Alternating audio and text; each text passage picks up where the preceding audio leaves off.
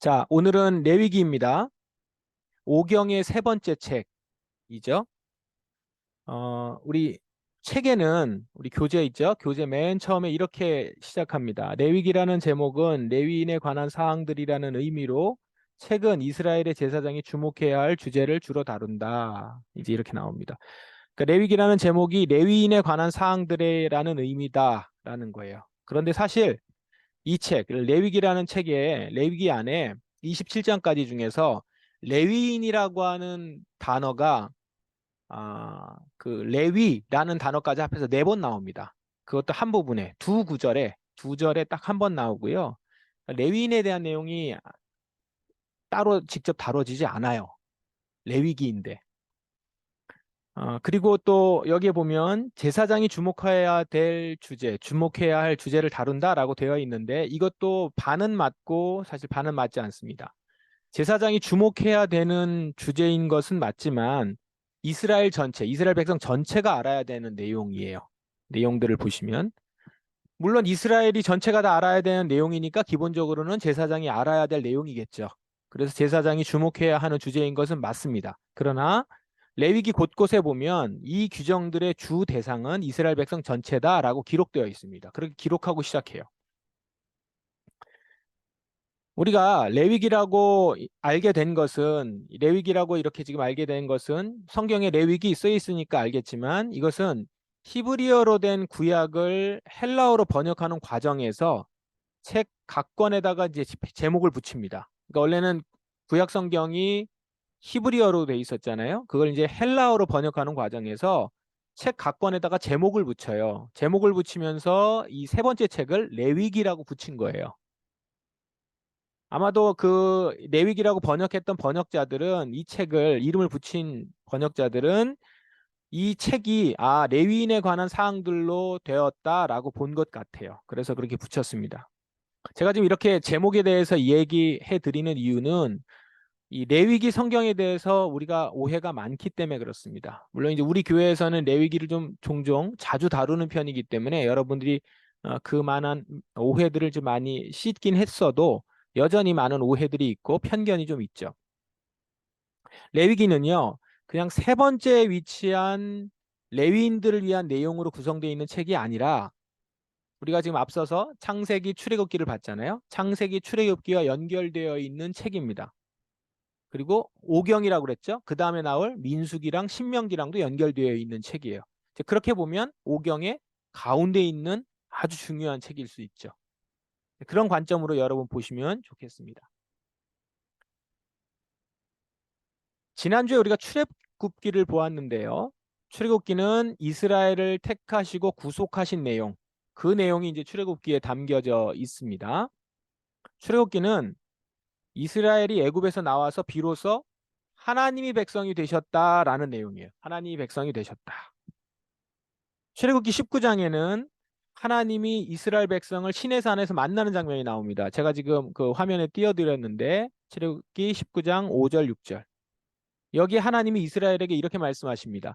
세계가 다 내게 속하였나니, 하나님 말씀이에요.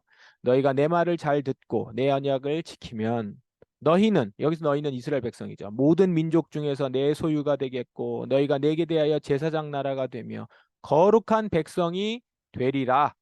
너는 이 말을 이스라엘 자손에게 전할지니라. 여기서 너는 이제 모세에겠죠. 그래서 이스라엘 자손에게 이 말을 전하라는 거예요. 하나님께서 이스라엘 백성들을 하나님의 백성으로 삼으시는 거예요. 모든 민족 중에서 소유가 되고 제사장 나라가 되고 거룩한 백성이 되게 하겠다라는 겁니다. 자, 이 자세한 내용은 모세오경으로 성경 관통하기 우리 세미나 한 내용 있죠? 유튜브에 올려놓은 것 그거를 참고하셔도 좋겠습니다. 이제 그리고 나서 우리 지난주 출애굽기를 잠깐 더듬어 보세요. 그리고 나서 주신 것이 뭐냐면 십계명하고 기본 율법들을 주셨습니다. 그리고 뒷부분에 가면 성막을 만들도록 지시하시면서 성막에 들어갈 기물까지 쭉 설계까지도 같이 다 말씀을 해주시죠. 성막은 뭡니까? 하나님이 이스라엘 백성들과 함께 거하시겠다라고 하는 의미가 담겨 있습니다. 임재하셔서 하나님 거하시겠다. 자, 그러니까 이제 성막이 다 만들어지면 하나님은 이스라엘과 함께 하시겠죠. 자, 그 내용이 출애굽기 내용입니다. 그러면 이제 출애굽기 마지막 내용에 무슨 내용이 나올까요? 출애굽기는 40장이 마지막인데 하나님이 지시하신 성막들과 기물들을 이스라엘 백성들이 다 만들고 났죠. 그러니까 만들었다라는 내용이 나오겠죠. 그래서 16절 보시면 출애굽기 40장 16절 모세가 그같이 행하되 곧 여호와께서 자기에게 명령하신 대로 다 행하였더라.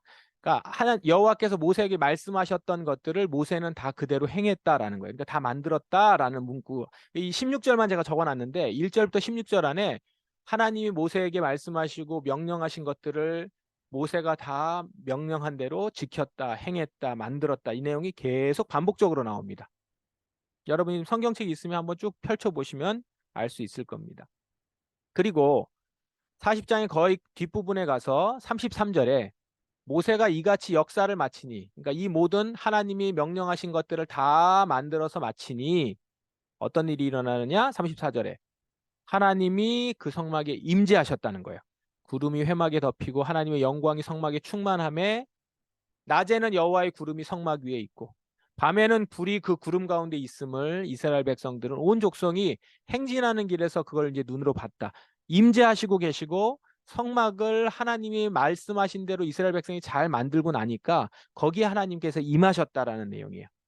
전체적인 내용이 거기 이렇게 나오죠. 이게 함께 임하셨다라는 내용으로 딱 끝나요. 40장이. 자, 그렇게 출애굽기 40장이 끝나고 나서 그 다음 나오는 것이 레위기입니다. 그럼 레위기 1장이 어떻게 시작하나 보세요. 여기 히브리어가 있는데 이렇게 읽는 겁니다. 이렇게 요거가 바 이크라 엘 모셰 이렇게 되거든요. 바 이크라. 요 바가 뭐냐면 엔드예요. 그리고 그가 부르셨다. 그가 누구예요? 하나님이 부르셨다 모세를 이렇게 시작합니다. 자, 그럼 여기 그리고라는 게 붙은 것은 그 앞에 있는 내용을 받고 붙은 거죠. 그러니까 앞에 있는 내용을 염두에 두고 레위기가 시작을 해요. 그럼 레위기 내용이 뭘까요? 아까 출애굽기에서 시내산에서 이스라엘 백성에게 하신 말씀이 있잖아요. 너희는 내 소유가 되겠고 내게 대하여 제사장 나라가 되며 거룩한 백성이 될 것이다. 이렇게 되기 위해서 백성들에게 필요한 내용을 십계명을 주셨고 그 다음에 성막을 주셔서 이제 임재하시죠. 하나님께서 성막을 다 만든 곳에 임재하신 다음에 그리고 나서 이스라엘 백성들의 대표를 모세를 다시 부릅니다. 부른 다음에 뭘 전하려고 하실까요? 내 소유가 되고 제사장 나라가 되고 거룩한 백성이 되는 데 있어서 필요한 내용 그걸 이제 전하려고 부르셨겠죠. 그리고 그가 부르셨다. 그 내용이 레위기 내용입니다. 이 내용을 한마디로 정리하면 거룩입니다. 이게 거룩이 레위기의 전체 주제이거든요. 그래서 레위기 성경은 거룩의 성경 이렇게 얘기합니다. 가장 거룩한 성경이다 이렇게도 얘기해요. 거룩에 대한 얘기가 구약 성경에서 신약 다 포함해서 가장 많이 나오고 있고 가장 집중해서 많이 나오고 있는 곳입니다. 이 거룩이란 내용 이스라엘 백성들이 알고 있어야 되고 그것을 받아야 되는 내용입니다. 거룩한 하나님의 백성이 된다는 것은 그 백성도 거룩한 백성이 되어야 된다는 거죠. 너희가 내 소유가 되겠고 제사장 나라가 되며 거룩한 백성이 되리라. 여기에 같이 다 포함되어 있는 공통적인 요소가 뭐냐면 거룩이에요. 소유가 된다라는 것은 거룩한 성물이 된다는 것이고 제사장 나라가 된다라고 했을 때 제사장은 거룩한 사람인 거거든요. 그리고 뒤에는 거룩한 백성. 그러니까 거룩이 가장 중요한 필수 요소인데 거룩한 하나님의 백성이 된다는 것은 그 백성도 거룩한 백성이 돼야 된다는 것이니까 거룩에 대한 내용이 레위기 전체의 주제가 될 수밖에 없죠. 그러면 레위기 전체의 주제는 뭐예요? 거룩한 백성이 되기 위해서 어떠해야 하는가? 이제 이 내용이 차례차례 나오는 겁니다. 자, 그러면서 보시면 이제 레위기 구조를 우리가 볼 수 있는데 레위기 구조에 대한 내용은 우리 책에 보면 책의 대부분이 그 구조에 대한 내용을 쭉 적어 놨어요. 이 책은 다른 지금까지 나와 있는 창세기 출애굽기에 비해서 레위기는 어떤 전체적인 내용보다는 그냥 구조 안에 있는 내용만 쭉쭉 다뤘습니다. 저는 지금 이걸 하나로 이렇게 통합을 해서 여러분에게 말씀을 드리는 거니까 제가 드리는 강의하고 책하고 같이 연결해서 보시면 좋습니다. 보완을 해서 보시면 좋겠어요. 먼저는 어떻게 나온다고요? 레위기에 제사에 대해서 나옵니다. 그러니까 거룩한 백성으로서 갖춰야 되는 것이 무엇인가? 처음에 이제 제사부터 나오기 시작하는데 1장부터 7장입니다. 제사부터 나오는 이유는 이렇습니다. 거룩한 하나님이 이스라엘 가운데 임재하셨어요. 임재하신 하나님 앞에서 인간이 해야 할 일은 뭐예요? 그분을 예배하는 거죠. 하나님이 오셨어요. 그럼 그분을 맞이하고 예배해야 되는 거예요. 그거 당연한 겁니다. 그런데 그냥 무조건 예배하면 안 돼요.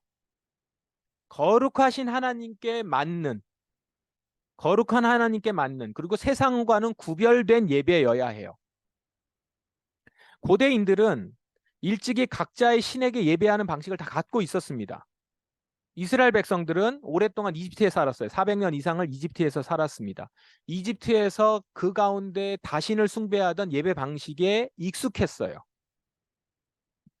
하나님은 이스라엘이 이제까지 자기들이 알고 있었던 이방신에게 예배하는 방식으로 하나님을 예배하는 것을 원하지 않으셨어요. 그래서 그 예배하는 방식도 거룩하신 여호와 하나님께 맞는, 하나님을 만나는 구별된 거룩한 예배 방식을 말씀해 주시는 거예요. 그게 1장부터 7장입니다. 그래서 성막에서의 예배를 통해서 백성은 거룩하신 하나님을 만날 수 있게 되는 겁니다. 그게 1장부터 7장에 5가지 제사를 구분을 해서 그것을 통해서 예배에 대해서 쭉 얘기를 하시죠. 그 내용은 책을 참고하세요. 책에 있는 내용을 보시고, 그리고 또 모세오경 성경 관통하기도 좀 다뤘으니까 거기서 참고하시고,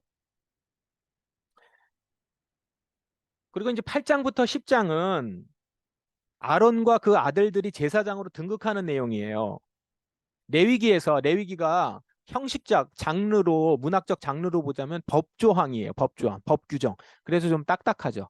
내용이 딱딱 떨어지고 굉장히 딱딱하게 돼 있고 구조적으로도 이렇게 구조적으로 되어 있습니다. 그래서 이야기가 거의 없어요. 그래서 좀 재미가 없을 수 있는데 8장부터 10장이 유일하게 이야기 형식으로 되어 있습니다. 레위기에서 이야기 형식으로 되어 있는 부분이에요. 자, 제사 내용을 얘기한 다음에 그 제사를 집례할 제사장, 이제 제사장을 세워야 되는 내용이 이제 여기에 나오는 거예요. 근데 제사장을 어떻게 세워야 되는지에 대한 규정은 레위기에 나와 있지 않습니다. 어디에 나와 있냐면 출애굽기에 나와 있어요.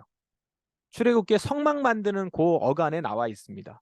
제사장을 어떻게 세우고 제사장은 어떤 옷을 입어야 되고 어떻게 세워야 된다는 내용이 출애굽기에 나와 있어요. 자, 그러면 출애굽기에 나와 있으니까 출애굽기에 제사장을 세워야 되는 게 맞겠죠. 그리고 먼저 세우고 난 다음에 제사 얘기를 하는 게 맞지 않겠어요? 왜냐하면 1장부터 7장에 제사장이 뭘 해야 되고 제사장이 뭘 해야 되고 내용이 많이 나와요. 나오는데 아직까지 제사장이 안 세워진 상태예요.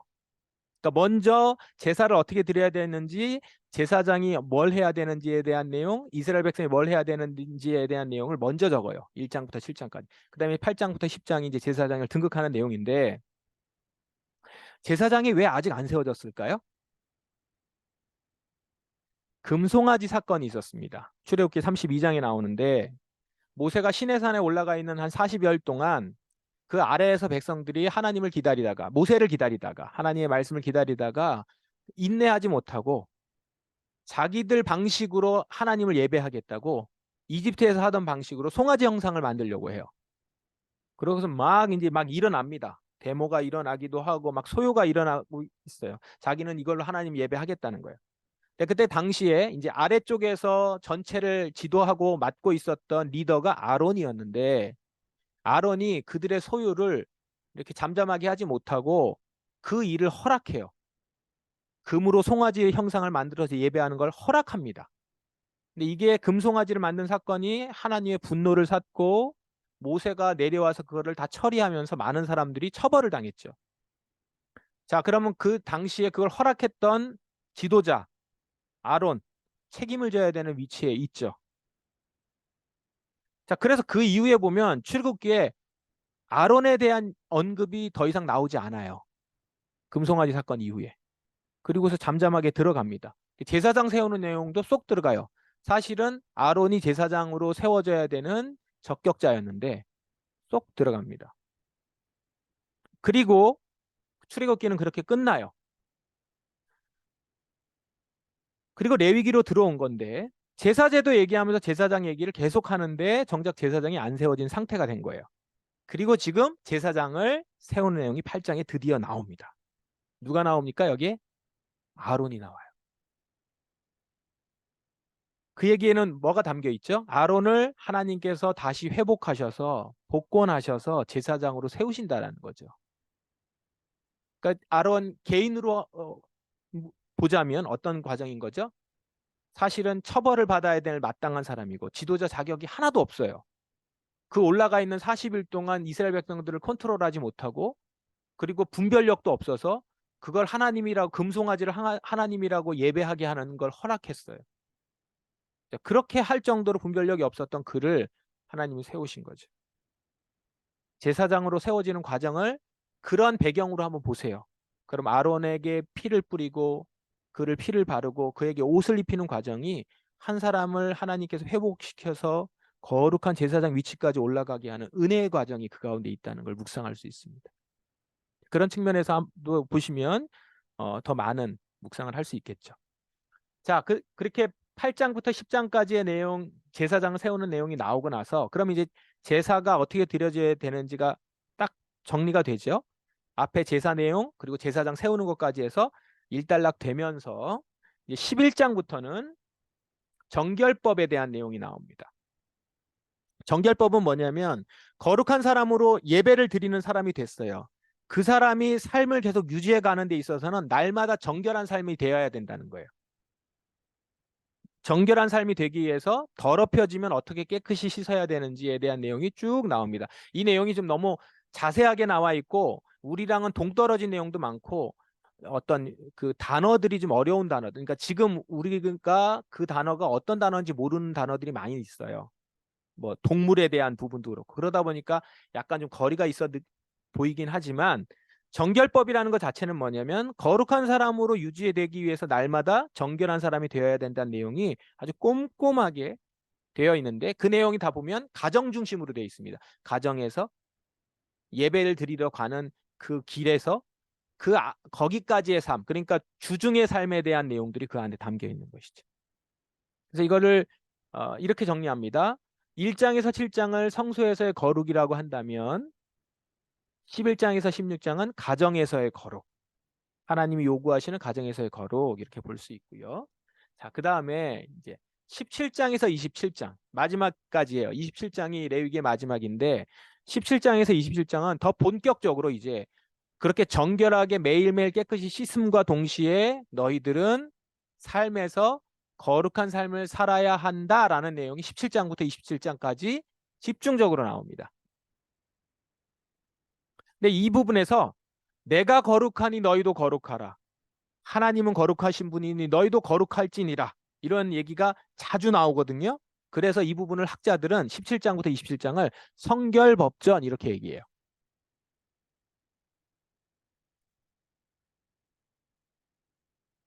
자, 여기에 공동체 거룩한 삶에 대한 규정이 나옵니다. 공동체 생활의 거룩한 삶. 그러니까 성소가 그 12개의 진으로 되어 있잖아요. 이스라엘 백성들이. 이스라엘 백성들 그 진 한가운데에 성소가 있고 그 성소에서 예배를 드렸던 사람이 각 가정에서도 거룩함을 지켜야 됨과 동시에 그 사회에서 그 이스라엘 공동체에서도 거룩함을 유지해야 돼요. 그러면 이 삶에서 거룩함을 유지한다는 게 뭐죠?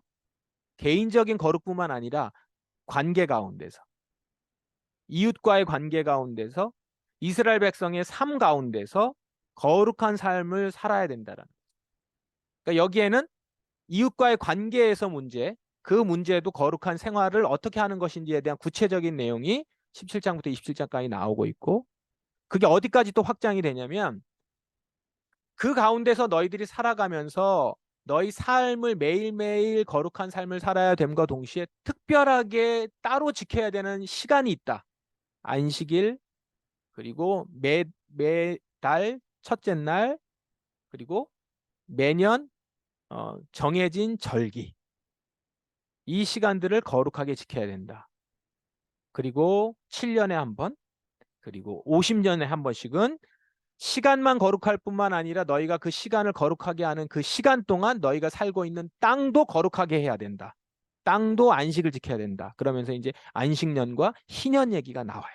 그래서 안식년, 희년 하면 우리는 7년마다 한 번 쉬는 거, 50년에 한 번 쉬는 거 이렇게 나오는데 뭐가 쉬느냐가 중요해요. 땅이 쉬는 거예요. 그래서 땅을 회복시키는 시간으로 되어서 이게 시간의 거룩이 확장돼서 공간의 거룩까지 가요. 그 거룩한 백성이 살고 있는 땅도 구별된 땅이 되어야 하고 하나님의 법칙이 그 가운데 질서 있게 움직이는 땅이 되어야 한다라는 의미에서 그 희년 얘기를 하고 있는 거예요. 그래서 이 얘기까지 함으로 인해서 이스라엘 백성이 사는 모든 영역에서 거룩함을 유지해야 된다. 자, 이걸 그림으로 한번 보세요. 이스라엘 백성의 가장 중심에, 공동체의 중심에 성소가 있어요. 그 성소에 하나님이 임재하세요. 임재하셔서 이스라엘 백성들을 만나면서 그들을 거룩하게 해요. 그들이 흩어져서 가정으로 가요. 가정에서 거룩해야 돼요. 그들이 살고 있는 그 생활 터전에서 거룩하게 돼요. 이스라엘 백성이 거룩하게 돼야 돼요. 그러니까 하나님으로부터 온 거룩이 가정으로, 가정에서 사회로 이렇게 퍼져나가는 거룩이 확장되는 그림으로 레위기가 쓰여져 있다는 거예요.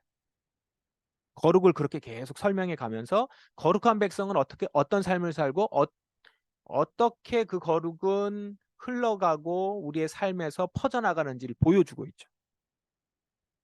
너무 중요하지 않습니까? 레위기서? 이 레위기의 내용이 그래서 그냥 단지 거룩 이것이 아니라 성도로서, 성도라는 말은 뭐예요? 거룩한 백성이라는 말이잖아요. 거룩한 사람. 거룩한 사람으로 살아가는 것이 무엇인지를 레위기는 구체적으로 보여줍니다.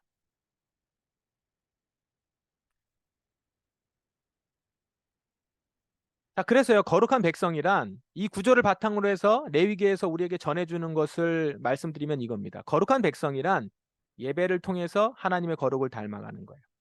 동시에 구별된 삶을 사는 것을 통해서 거룩한 백성이 됩니다. 그러니까 예배, 이건 종교적인 부분이죠. 예배, 거룩한 삶, 이건 우리의 실제 일상 생활이에요. 예배와 일상의 삶에서 둘 다 거룩한 백성이 되어야 돼요. 예배와 삶, 이건 두 날개예요. 하나라도 빠지면 날 수 없습니다. 이 둘은 서로 연결되어 있어요. 거룩한 예배하는 자는, 거룩한 예배를 드리는 자는 구별된 삶을 살게 돼요.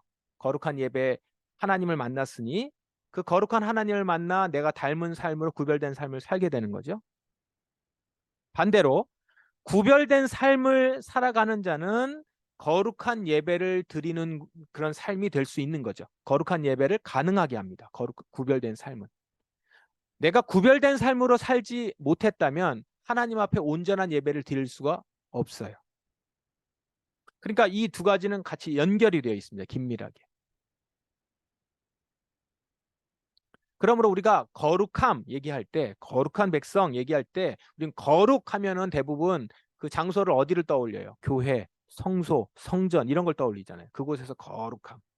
맞는데 그것뿐만 아니라 거룩한 백성이 되려면 교회뿐만 아니라 우리의 일상적인 삶의 영역으로 나아가서 거기까지도 가야 된다는 거죠. 근데 이제 주로 교회에서 거룩한 삶에 대한 얘기를 많이 하니까 그거에 비해서 일반 일상의 삶에서의 거룩함을 추구하지 못하는 게 많으니까 이제 일상의 삶의 얘기를 강조를 많이 하고 우리 교회에서도 그분을 강조를 많이 하는 것이긴 한데 그렇다고 해서 예배가 소홀히 될 수 없어요.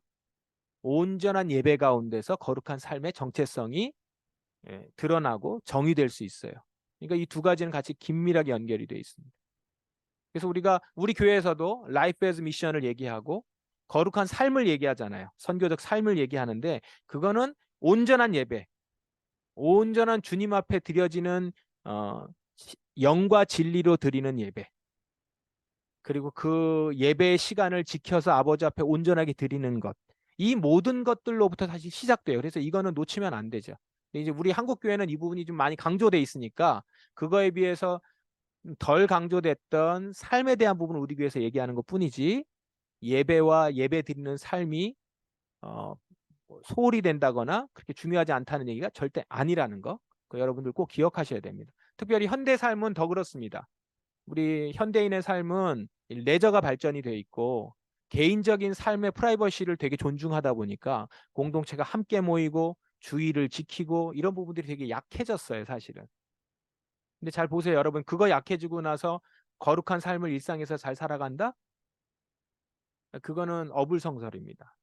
두 개 연결이 되기 어려워요. 진짜 거룩한 삶을 평상시에 사는 사람은 온전한 예배를 위해 가장 우선순위로 그 시간을 지켜나가요. 그런 부분들에 대해서 우리 삶을 속이지 맙시다. 그리고 그것이 일관되게 가는 것이 우리 포도나무 성도들이 추구해야 되는 바다라는 거예요. 자, 레위기는 거룩함이 나타나야 되는 영역, 그 영역이 성전, 교회뿐만 아니라 일반 세상, 사회 영역까지 나가야 된다라는 얘기로 이렇게 확장됩니다. 이 부분이 중요하게 다뤄지고 있어요. 아까도 말씀드렸지만 17장부터 27장까지 굉장히 많은 부분을 강조하죠. 그러니까 반은 성소에 대한 얘기고 반은 반 이상은 일상 삶에 대한 얘기, 거룩한 삶에 대한 얘기가 들어 있어요. 그러면 일상 삶이라고 했을 때 그거는 뭘 얘기하냐면 그냥 우리가 살아가는 삶에서 일반적으로 살아가는 그냥 삶이라고 하지 않고 구체적으로 이웃과의 관계, 살아가는 이웃과의 관계에서, 그리고 여기에는 사회를 살아가면서 재정을 사용하는 방식, 경제적인 부분, 이런 것들을 다 다뤄요. 그리고 성적인 부분, 이런 부분을 다루고. 그리고 여기 아주 중요하게 다루는 부분은 이웃 중에서 특별히 약자들을 생각하는 삶. 그러니까 약자들은 도와야지, 구제해야지 이런 게 아니고 약자들을 약자로 생각하지 아니하고 그들을 약자가 아닌 사람으로 만들어가는 여러 가지 역할을 하는 데 있어서 우리의 삶에 동력을 가지고 있어야 되고 그 일을 행해야 된다는 거죠. 또 하나는 그 얘기인 즉슨 뭐냐면 공평하고 정의로운 삶을 추구해야 된다는 거예요. 이 부분에 대한 규정들, 그리고 만약에 이런 부분들을 어겼을 때 당하게 되는 처벌들, 이런 것들이 레위기에 아주 강하게 나와 있죠. 그러니까 이 내용을 들은 이스라엘 백성들은 어때요? 일단 개인적으로는 내가 그런 삶을 살기 위해서 정의로운 삶을 살기 위해서 약자들을 존중하고 그들을 돕는 삶을 살기 위해서 살아야 되겠죠. 그리고 또 하나는 이렇게 삶을 사는 데 있어서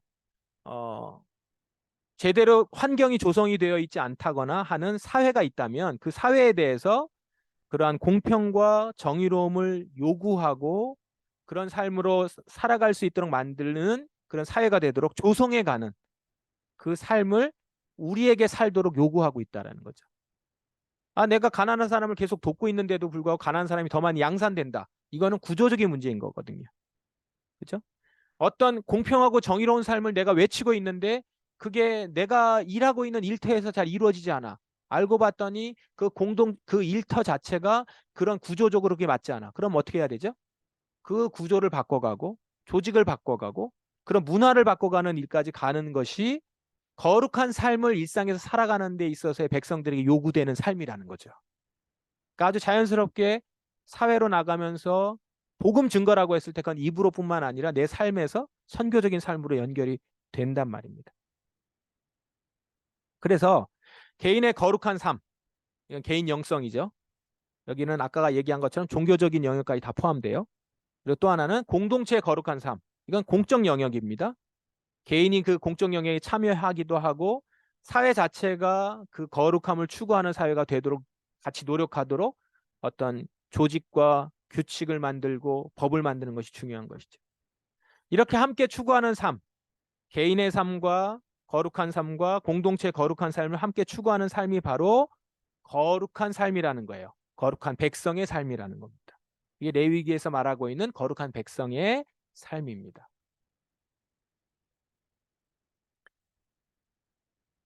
레위기 마지막 규정이요. 마지막에 나와 있는 규정이 25장에 나와 있는 희년 규정입니다. 레위기가 27장까지 있는데 26장은 마지막 정리 내용이고요. 27장은 부록이에요. 그래서 규정으로 따지면은 최종적인 규정의 마지막 부분이 25장에 나와요. 25장에 그 규정이 나오는데 내용을 다 보면 레위기의 전체에서 얘기하고자 하는 법을 함축적으로 그리고 종합적으로 보여주는 규정이 희년 규정입니다. 희년 규정에 보면 희년이 어떻게 시작하냐면 이제 50년째 시작하는데 시작할 때 나팔을 불면서 예배하면서 시작해요. 예배로 시작하죠. 예배로 시작하면서 첫 번째 하는 게 뭐냐면 모든 땅의 일들을 쉬고 더불어서 종된 신분들, 노예가 된 사람들은 노예를 다 해방 풀어줘요. 자유와 자유민이 되게 하고 또 하나는 땅을 여러 가지 이유로 팔거나 그래서 땅이 없어진 사람들에게 그 땅을 원주인에게 돌려줍니다. 희년에. 그 땅이 다시 이스라엘 백성 전체로 다 퍼져나가는 거죠. 다 각자에게 다시 돌아가는 겁니다. 공평하게. 하나님이 처음에 이스라엘 백성들에게 공평하게 나눠줬던 그대로 돌아가게 하는 것이 신년이에요. 자, 보세요. 예배로 시작해서 그 예배가 각 사회 한 사람 한 사람의 신분의 자유를 외치게 되는 것이고 그 자유가 보장이 되게 되는 것이고 그다음에 경제적인 부분에 있어서도 누구에게 예속되어 있거나 그다음에 그 안에 억압되어 있거나 어려움을 겪는 이들이 그 땅을 받음으로 인해서 다시 회복됨으로 인해서 경제적인 자유도 같이 누리게 되는 거죠. 희년은 각 개인의 회복일 뿐만 아니라 그 사회의 경제, 사회의 정의가 실현되는 삶을 만들어줍니다. 레위기에서 추구하고 있는 거룩한 공동체의 모습인 거죠. 그걸 종합적으로 보여주는 게 희년입니다.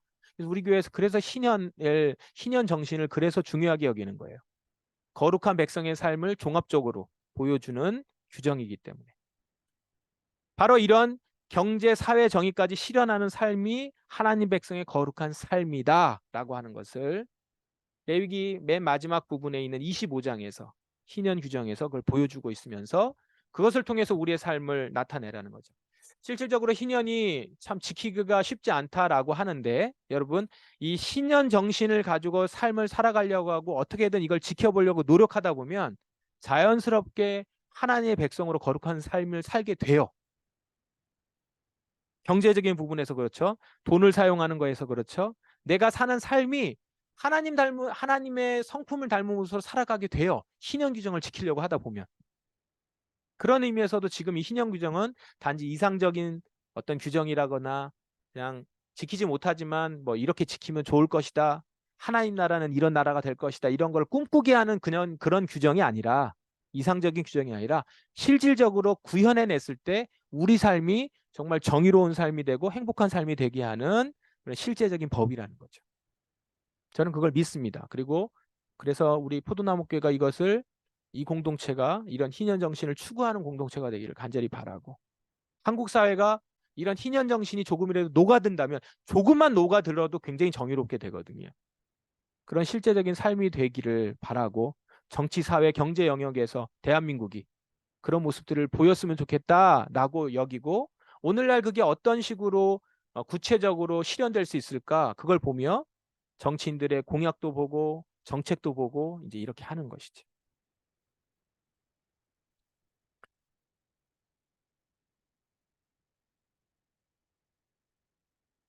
자, 지난 모세오경 성경 관통하기 세미나에서 다뤘던 부분이에요. 레위기에 이 거룩한 삶에 대해서 얘기하면서 세 가지 카테고리로 전해주는 내용이 있습니다. 거룩한 백성은 입는 것, 먹는 것, 사는 것이 구별된다라는 겁니다. 의식주. 하나님의 백성은 다른 삶을 살아야 된다는 것을 이걸 구체적으로 이렇게 보여줘요. 이 규정에 다 녹아져 있습니다. 먹는 거 구별해야 되는 것, 옷 입는 것도 구별해야 되는 것, 그리고 사는 데도 구별해야 된다라는 내용들을 이렇게 그 규정 안에 보면 들어 있어요. 그걸 제가 지금 이 표로 정리한 겁니다. 물론 이건 저의 독특한 독창적인 표는 아니고요. 학자들이 이렇게 정리해 놓은 걸 조금 더 추가하고 제가 그런 건데 여기 보시면 이제 하나만 얘기해 드릴게요. 제사장 가장 거룩한 백성으로 구별된 사람은 거룩한 옷을 입고 살아요. 구별된 옷을 입고 살죠. 이스라엘 백성들은 제사장 정도는 아니에요. 레위기의 그 등급으로 보면 그렇다는 거예요. 이스라엘 백성들은 그러나 기본적으로 정결함을 유지해야 돼요. 깨끗함을 유지해야 돼요. 근데 이방인들은 하나님을 믿지 않는 자들은 아무거나 입어도 되고 그냥 살아도 되는 거. 먹는 것도 똑같습니다. 사는데도 똑같고요. 근데 이것을 통해서 뭘 보여주느냐? 아, 그러면 나는 평신도니까 제사장 아니고 평신도니까 그러면 깨끗한 옷 정도만 입으면 되겠다. 그 얘기는 아닌 거 아시죠? 이제 뒤에 가면 잠깐 말씀드리겠지만 레위기에서 보여주고 있는 모범적인 모습은 모델은 누구냐면 제사장이에요.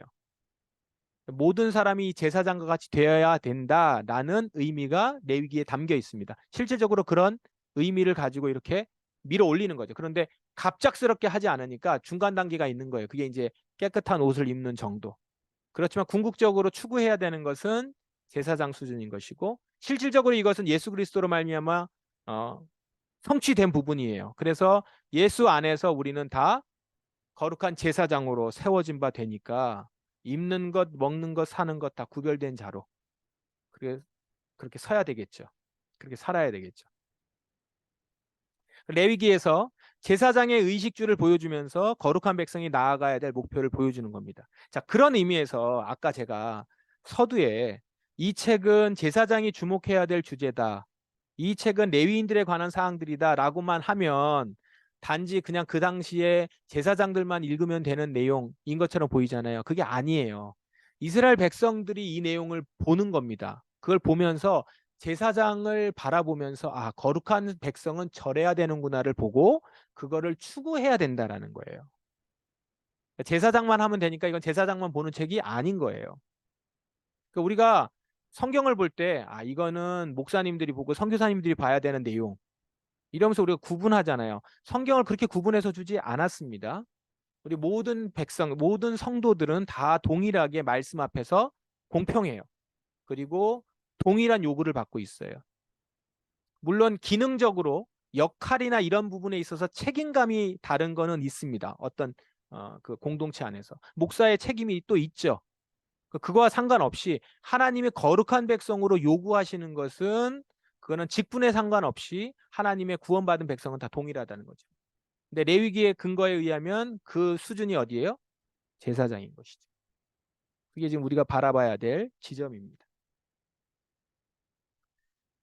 예, 마지막 부분 보겠습니다. 레위기와 복음. 레위기와 복음이 어떻게 연결되어 있는가? 이 책에 보면 교재에 보면 레위기는 그 41페이지에 레위기는 복음을 이해하기 위한 깊이 있고 풍부한 배경을 제공한다 이렇게 나와 있습니다. 예, 맞습니다. 레위기는 복음을 이해하기 위한 깊이 있고 풍부한 배경을 제공하고 그 복음은 거룩한 예배, 거룩한 삶을 통해서 복음이 무엇인지를 깊이 알게 한다는 그런 의미입니다. 그러니까 예배를 통해서 아, 거룩이 이런 것이구나 라는 걸 깨닫게 되고 거룩한 삶은 이런 삶이구나 라는 걸 알게 되면서 아, 복음으로 살아간다는 것, 복음으로 변화되는 삶이 무엇인지를 구체적으로 더 깊이 있게 풍부한 배경을 통해서 알게 한다는 것이죠. 그리고 예배를 그 제사제도 하나하나 보면서 아, 예수 그리스도께서 나를 위해서 어떻게 죽으신 것이고 나를 위해 죽으셨다라고 하는 의미가 무엇인지를 이 제사제도를 통해서 더 분명하고 또렷이 알게 되죠. 이제 그렇게 이 복음을 이해하는 데 있어서 레위기는 아주 필수적인 그런 말씀이고요. 실질적으로 복음서에 나와 있는 예수님에 대한 여러 가지 의미를 얘기할 때 레위기에 있는 내용들을 갖다가 써요. 차용해서. 거기 있는 상징들을 갖다 쓰고 하나님의 어린 양. 이 어디 나오는 내용이에요? 레위기에 나오는 내용이잖아요. 하나님의 어린 양이 어떤 성격이고 어떤 의미인지 모르면 그 예수님이 하나님의 어린 양이라는 것 자체를 이해를 못하는 거예요. 우리가.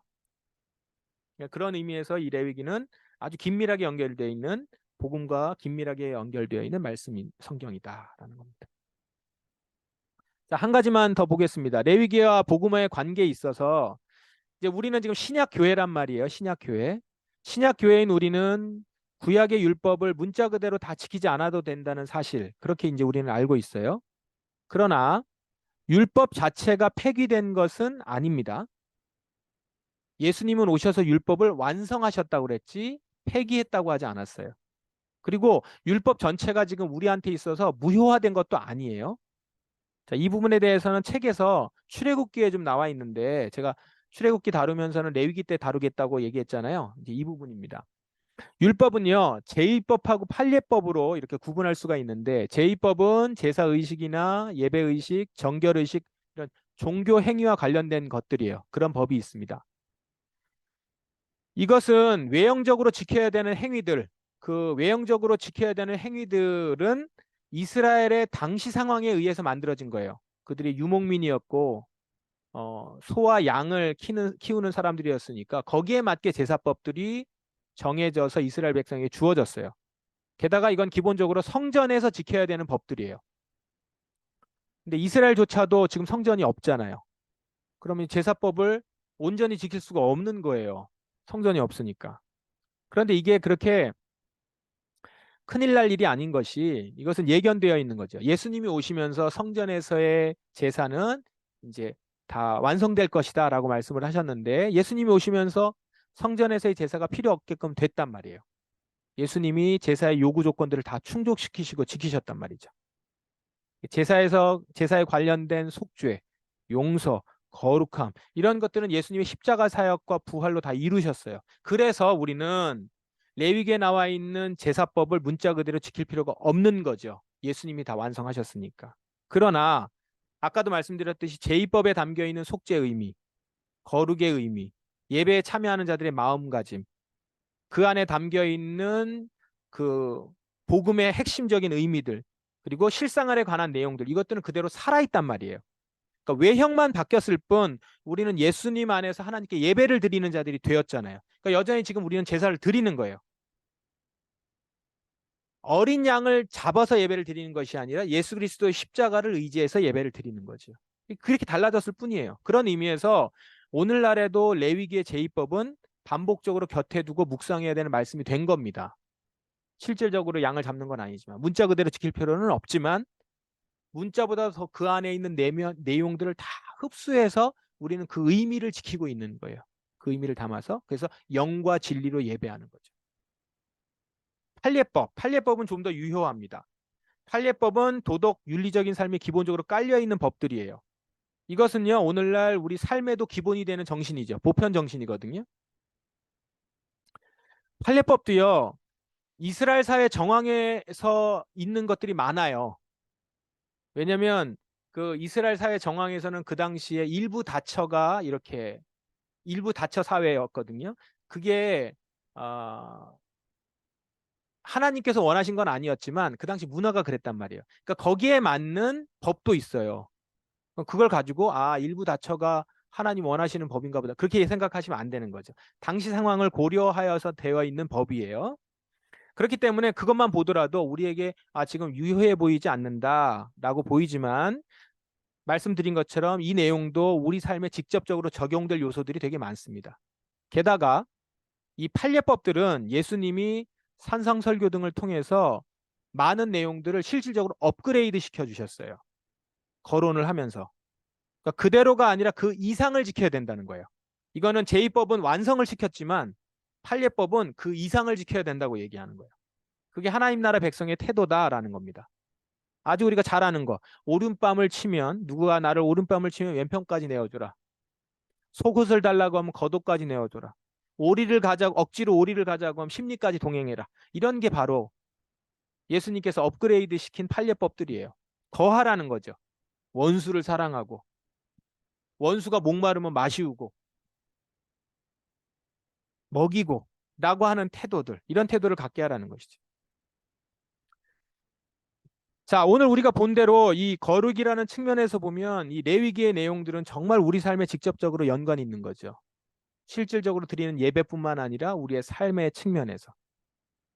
자, 그런 측면에서 우리 교회에서 레위기를 아주 중요하게 여기고 있고 3년 전에는 우리가 이 레위기로 교회 읽기라는 주제를 가지고 거의 1년간 이 절기 때 빼고는 1년간 설교와 말씀 나눔을 진행했죠. 성경 동화도 만들고 우리가 함께 나눴습니다. 이번에 여러분 이제 성경 여러분이 통독을 하시면서 레위기를 읽으실 때 이런 내용들을 염두에 두시고 알게 된 내용을 가지고 좀 더 이 레위기 말씀을 통해서 거룩한 삶이 무엇인지를 깊이 적용할 수 있었으면 좋겠어요. 여러분 나름대로 이 레위기의 내용을 가지고 나는 거룩한 삶을 어떻게 살 것인가? 나는 어떻게 예배를 드릴 것인가? 우리 가정 예배는 어떻게 드릴 것인가? 이 5대 제사를 갖고 한번 정리해 보세요. 그리고 가정에서 정결함을 가지고 내가 정결한 삶을 매일매일 살기 위해서는 어떤 삶을 살아야 될 것인가? 내 나름대로 실질적으로 지금 시대에 예수님이 나에게 말씀하셨을 법한 규정들을 한번 적어보시는 것도 좋아요. 그리고 실질적으로 이웃과의 관계에서 약자들을 돌보고 그리고 함께 공평하고 정의로운 삶을 이 사회를 만들어가기 위해서 지금 현재 대한민국에서 23년을 살아가고 있는 나는 무엇을 할 것인가? 신현 정신이 어떻게 구현되기를 원하시는가? 이런 것들을 생각하고 공동체에서 나누고 이것이 오늘날 포도나무 교회에 그리고 대한민국 한국 교회에 내위기를 주신 이유일 것입니다. 이것을 잊지 않고 그리고 하나님이 말씀하셨다. 와이크라. 이 말씀을 기억하시면서 레위기를 시작하시고 읽기 시작하시면 참 좋을 것 같습니다.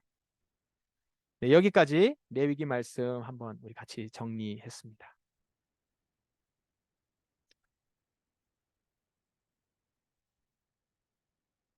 네,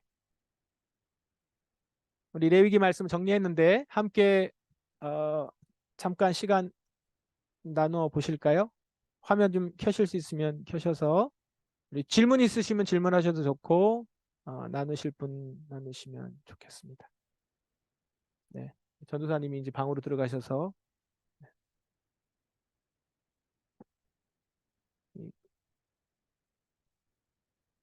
네, 나누실 분 있으실까요?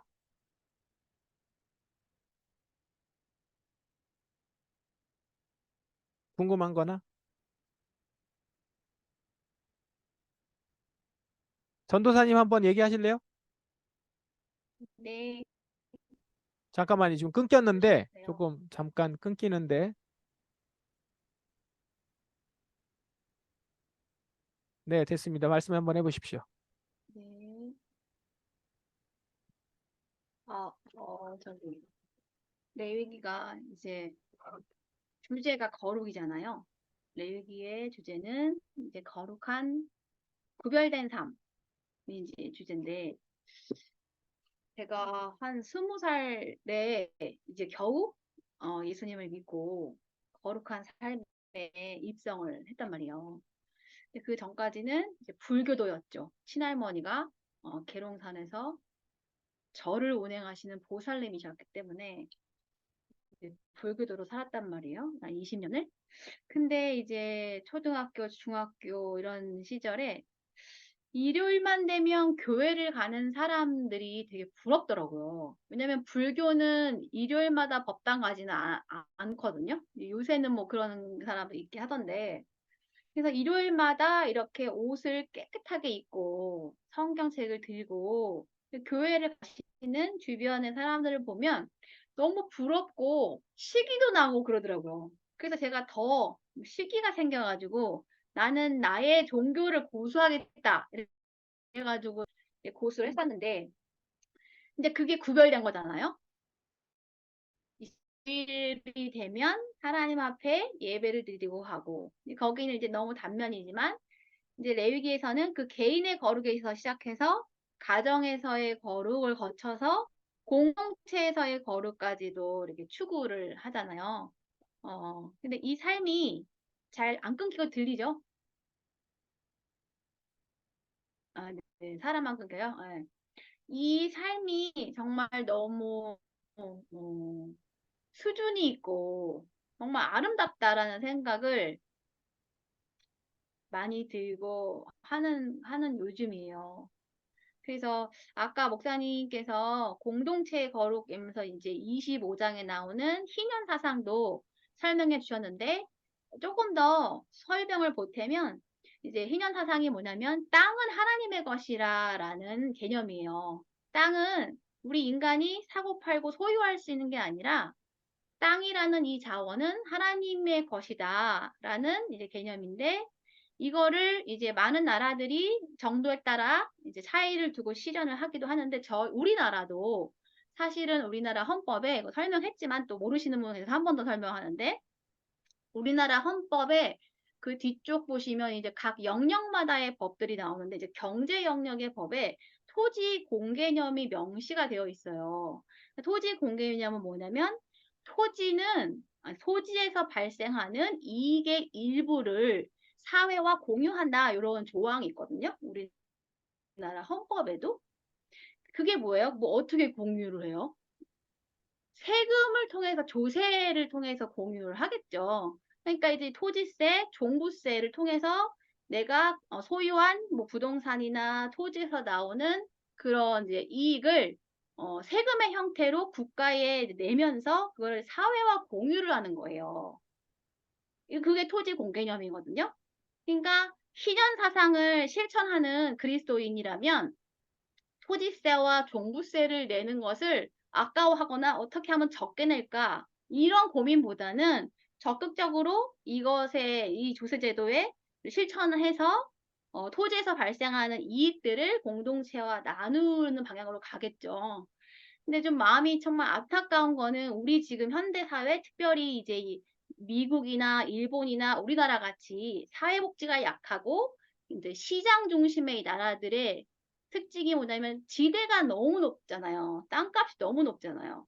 우리도 사실은 교회 건물을 이제 가질 수 없는 게 지대가 너무 높아가지고 우리 부모님 세대는 얼추 이렇게 하면은 어떻게 땅도 이렇게 해갖고 건축도 할 수 있는데 지금 이 시대는 너무 힘들잖아요. 너무 높아져서. 그러니까 이제 그 땅이 있는 자와 없는 자의 자산의 가치 차이가 너무 많이 나고 거기서 나오는 불평등과 양극화가 사실은 우리 사회의 가장 핵심이 여기서 다 문제가 나오는 거죠. 그죠? 동현 자매님도 집을 구하려고 했는데 갑자기 1년 몇 달 사이에 지금 집값이 1억이었는데 1억 7천을 올랐다면서요. 지금 못 구하는 거예요, 지금. 집을 못 구해. 어떻게 살아야 되는데. 그러니까 이런 것들이 이제 동현자매 개인의 문제가 아니라 우리 사회의 문제고 우리 공동체의 문제다라는 거죠. 하나님이 이걸 보시고 얼마나 마음 아파하시겠습니까? 주거정이라고도 말을 하는데 이제 곰팡이 뭐 쥐 나오는 뭐 이런 환경에 사는 이제 아이들 이렇게 광고도 하잖아요. 그런 거 볼 때마다 아유 인간의 그 존엄성을 생각할 때 정말 기본적인 주거권은 우리가 이제 보장해 줘야 되는데 참 너무 마음이 아프고 저거를 내가 어떻게 할 수 있을까 싶은데 사실은 크리스찬이면 할 수 있는 부분이라거든요. 여기 이제 희년 사상이 분명히 있고 하나님은 성경은 개인주의를 말하는 게 아니라 공동체를 강조하기 때문에 우리가 정말 성경을 통해서 하나님의 가치를 제대로 흡수를 한다면 아무리 이 사회가 개인의 어떤 이익이나 개인주의를 강조한다 할지라도 우리가 거기에서 저항할 수 있다고 생각해요. 하나님의 말씀으로 하나님 나라의 가치로 우리는 공동체를 추구한 사람이다. 그리고 토지 공개념과 어떤 조세 제도를 저항하지 않고 적극적으로 실현하는 정책들을 우리가 지지하고 그렇게 하다 보면 하나님의 그 뜻이 우리를 통해서 경제 영역에서의 정의도 희년 사상의 실현도 분명히 이루어질 수 있다라고 이제 생각을 합니다. 네, 그리고 이제 아까 목사님 말씀해 주신 것처럼 이제 레위기의 제사 제도가 옛날에 있었는데 폐기된 게 아니라 지금 우리가 제사를 지내진 않지만 제사 하나하나를 묵상하고 그 의미를 이제 다져보면 거기에 예수 그리스도의 그 십자가 사역이 뭔지 그 본질이 들어가 있다라는 부분. 그래서 오늘날도 이 5대 제사를 비롯해서 이제 레위기가 충분히 우리에게 읽혀질 가치가 있고 오히려 예수 그리스도의 십자가 복음의 의미를 더 잘 이해할 수 있는 이제 성경이 된다. 그 얘기를 나누고 싶습니다. 네. 예, 우리가 이제 이 부분에 대해서는 항상 그리고 실질적으로 좀 우리 나라의 당면한 문제들이잖아요. 사회 문제와 직접적으로 연결이 되어 있는데 해법이 사실은 성경 안에 있단 말이에요, 지금. 직접적인 해법이 있고 이거를 또 적용할 수 있고 실질적으로 우리 나라에서도 이거를 실현해 보려고 노력하는 정치인들이라든가 정책가들이 있단 말이죠. 그럼 우리가 이것을 외면하거나 주저하지 않고 적극적으로 이것들을 함께 동조하고 돕고 하는 일들을 하는 것이 그리스도인의 삶이다라고 보는 거죠. 다소 그것이 이제 어떤 정치적인 관점들이 들어가 있어서 그걸로 인하여서 아주 조심해야 되는 부분이 있다고 하더라도 분명한 그리스도인의 삶에 그 선은 있다라는 거죠. 방향은 있고 그걸 여러분들 꼭 기억하시면 좋겠습니다. 내용 나누시면서 좀 궁금하신 거라든가 있을까요? 조금 더 같이 얘기를 나누시죠. 좋겠습니다.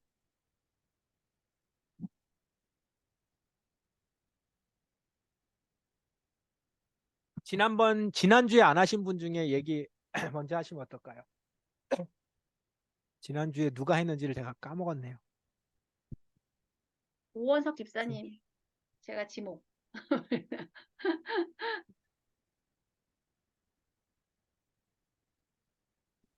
어, 저도 레이기를 약간 예전에 읽을 때는 조금 너무 지금 방식이랑 다른 예배와 지금 방식이랑 다른 뭐 식문화라든지 뭐 이제 이런 것들이 있어서 조금 이제 지금은 예수님이 오셔서 많은 게 바뀌었는데 이제 이렇게 막 옛날 제사 방식과 옛날 뭐 이렇게 정결법이라든지 이런 게 크게 의미가 있을까라 약간 솔직히 이제 그런 생각을 가지고 있었는데 또 오늘 또 목사님 말씀을 들으면서 또 예수님의 정말 예수님이 왜 죽음으로써 우리를 부활할 수밖에 없었는지 뭐 그런 거에 대해서 또 한번 다시 느끼는 시간이 가졌었고 그리고 또 이제 약간 이제 앞에 이제 정결법 같은 거는 솔직히 너무 동떨어져 가지고 어 공감은 안 갔지만 이제 뒤에 이제 어떻게 성결법 같은 거는 이제 막 좀 옛날 방식으로 나와 있지만 이제 의미 정도는 생각하고 그 똑같이 할 수는 없지만 왜 그렇게 깨끗하게 하려고 했고 이렇게 거룩하게 하려고 했구나 약간 그런 거에 대해서 배울 수 있는 시간이었던 것 같아요. 네, 그러니까 아까 말씀드린 것처럼 이제 의식주 부분에서 분명히 구별된 그리스도인으로서 먹는 게 달라야 되는 부분, 입는 게 달라야 되는 부분, 사는 게 달라야 되는 부분이 있다라는 거죠. 그러니까 오늘날 그러니까 이 내용은 얘기한 것처럼 정확하게 다 그대로 문자적으로 정리할 이렇게 따를 수가 없어요. 따를 수도 없을 뿐만 아니라 그럴 필요도 없습니다. 그러나 여기에 담겨 있는 의미들, 구별된 백성이라고 하는 것은 남아 있는데 그러면 이게 그냥 나는 구별된 백성이지 개념적으로만 갖고 있는 게 아니라 실제로 여러분이 살아가고 있는 의식주를 그걸로 적용을 하셔야 되는 거예요. 그래서 제가 아까 말씀드린 거죠. 레위기를 여러분의 말로 다시 한번 적용해서 규정을 적어보라. 여기까지 한번 생각해 보라는 거죠. 적어도 레위기 묵상하는 동안은 11장이 정결법인데 정결법의 그 이제 부정한 음식, 정결한 음식이에요. 동물이거든요. 부정한 동물, 정결한 동물.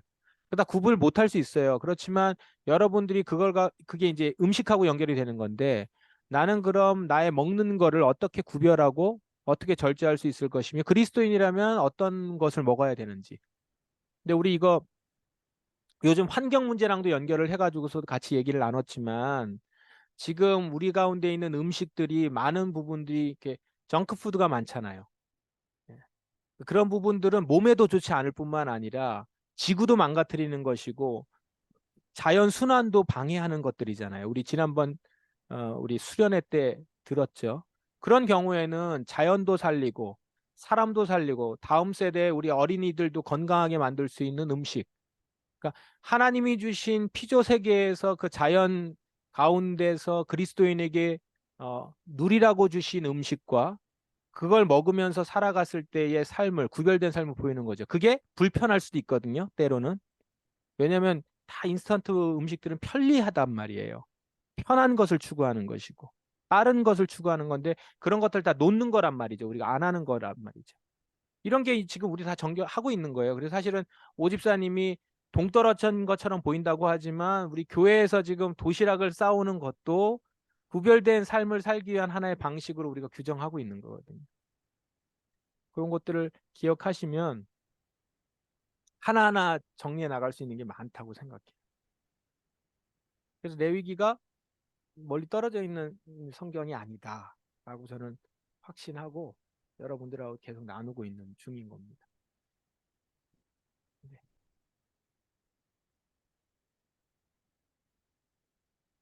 네, 지목. 다음 사람을 네, 얘기하는 네, 거야? 네, 네. 해주시면 좋아요. 안 해도 되는데 하면 좋습니다. 어, 좋습니다. 네. 그러면 저는 민경 집사님 할게요. 네, 민경 집사. 팔짱 끼면서 이렇게 얘기하니까 또 민경 기사 얘기를 들어볼 거야. 이러는 거야. 네, 안 하는 사람 하는 거예요. 너무 듣고 싶은데. 네. 얘기하시고선 따는 사람 해주세요. 픽 해주세요. 아, 저희가 이 레이기 저는 짧게 엄청 많이 했었잖아요. 근데 이제 오늘 또 다시 이거 하면서 계속 성경을 읽고 싶어요. 계속 못 읽는데 이거를 딱 하고 저번에 출애굽기 하고 나서도 출애굽기 너무 지금 읽고 네. 싶은데 못 읽었지만 그렇죠. 맞아요. 그래서 쭉 통독하면은 아. 좋을 것 같아요. 그리고 계속 리마인드 하면서 아까 얘기하신 대로 뭐를 해야 될까 집주에서 저희 맨날 다짐하는데 또 못하고 하니까 그걸 진짜 써보는 것도 괜찮을 것 같고 그런 생각을 했어요. 저도. 제가 아까 잠깐 얘기했지만 우리 교회에서 가정 예배를 계속 얘기하잖아요. 제가 예전에 뭐 암송학교에서도 강의를 한 적도 있는데 이 부분을 갖고 레위기 5대 제사를 가지고 가정 예배에 적용하는 거 이런 거 해보는 것도 좋아요. 그러면 사실은 이게 별거 아닌 것 같죠. 되게 많습니다. 그렇다고 해서 적용하라고 해서 양을 잡아가지고 뭐 이런 양고기 먹고 이런 거 아니에요. 내용의 의미들을 파악을 해서 그거를 적용할 수 있는 게 되게 많습니다. 그러니까 우리가 어떤 좋은 일이 생기면 아니면 어떤 위로할 일이 있거나 서로 이렇게 나눌 일이 있으면 교회에 뭐 음식을 가져와서 나누고 하잖아요. 이거 일종의 화목제에 해당돼요. 예배라고 그 가운데 나와 있는 의미들이. 그러니까 우리가 화목제에 예배를 드리기 위해서 하는 행위들인 거죠. 그러니까 알고 하는 거하고 모르고 하는 건 완전히 다르잖아요. 하나님이 받으시는 거란 말이에요. 이런 게 다 많아요, 굉장히 우리 안에서. 그래서 여러분 그 우리 가정 예배라든가 우리 예배 가운데 이 5대 제사가 어떻게 좀 적용되고 있는지 어떻게 더 적용했으면 좋겠다. 이런 것도 해보면 참 좋겠고 지금 얘기하신 것처럼 이렇게 써보시고 하면 좋겠습니다. 우리 뭐 금요일이나 이런 때는 산에 가가지고 성경 통독을 해야 될까요? 우리 앉아가지고 이번 주 레위기 했으니까 레위기 성경 통독하러 산에 올라가서 같이 읽고 그래야 되나요? 지금? 네, 또 누가 제안하면 또 우리는 하니까 한번 생각을 해보겠습니다. 네, 우리 민경 집사님 누구 한 명 해주세요. 얘기 조금만 더 얘기 나누시죠. 화면 안 켜신 분도 해도 돼요. 네, 아, 그래요? 네. 뭐 그냥 한번 해보시면 어떨까? 아, 누가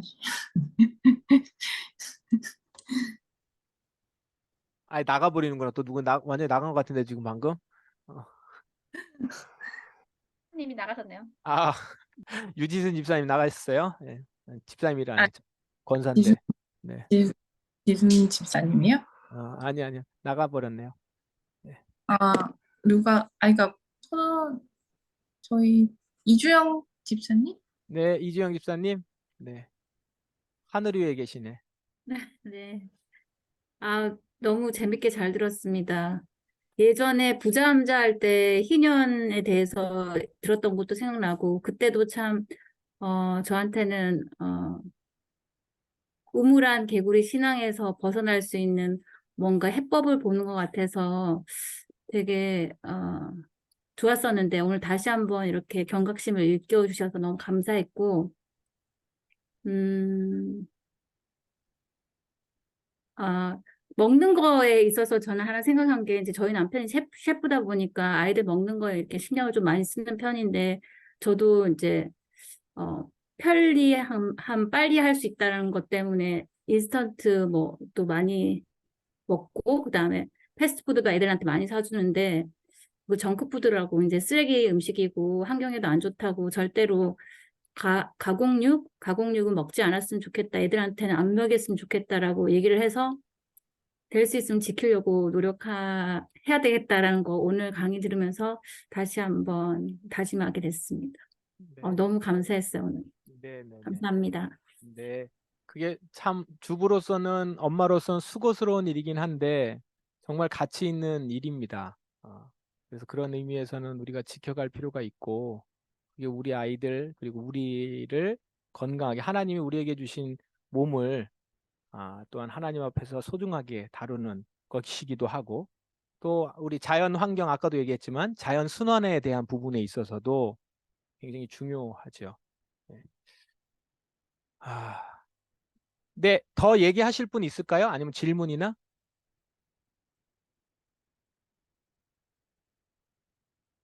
없으면 요 정도에서 마무리를 할까요? 네, 예, 김선열 집사님 뭐 질문할 거 없어요? 얼굴 표정에 뭐가 있는데. 없으세요? 없네요. 네, 네, 네, 네. 그럼 오늘은 여기까지 이 정도로 마무리를 하도록 하겠습니다. 레위기 어, 혼자 이렇게 쭉 한번 끝나시고 나서 시간 되실 때 한번 꼼꼼하게 읽지 못하더라도 이렇게 한 장 한 장 천천히 넘겨가면서도 한번 읽어보시고 그다음에 레위기를 그냥 이렇게 건너뛰는 성경이 절대 아니라는 거. 오늘 다 얘기는 안 했지만 5경 중에 가운데 있고 그다음에 가장 중요하고 거룩한 성경이고 그래서 유대인들은 가장 어릴 때 읽는 성경이에요. 가장 어릴 때 거룩한 사람에게 읽혀야 되는 성경 이렇게 하는 중요한 성경이니까 놓치지 마시고 이 안에서 보화를 여러분 건지시기를 바랍니다. 기도하겠습니다. 하나님 감사합니다. 오늘은 레위기 말씀을 우리가 같이 나누었습니다. 27장 가운데 여러 우리가 그냥 건너뛰고 힘들다라고 말하면서 항상 미루어뒀던 말씀이었지만 이 안에 예수 그리스도의 복음, 거룩한 삶에 대한 너무나도 중요하고도 핵심적인 말씀들이 있음을 오늘 발견합니다. 주님 이 말씀을 통해서 오늘 우리에게, 나에게, 우리 교회에게, 우리 한국 사회에 주시고자 하는 말씀을 듣게 하시고 또한 그 삶을 살아갈 수 있도록 우리에게 힘을 더하여 주시옵소서. 이 저녁에 우리에게 함께 하게 해주셔서 감사합니다. 말씀을 읽는 대로 더욱더 나아가게 하시고 성경 66권을 하나하나 다 살펴보는 데 있어서 우리가 끝까지 다 같이 갈 수 있도록 도와주시옵소서. 예수님의 이름으로 기도합니다. 아멘. 네, 감사합니다. 수고하셨습니다. 좋은 밤 되시고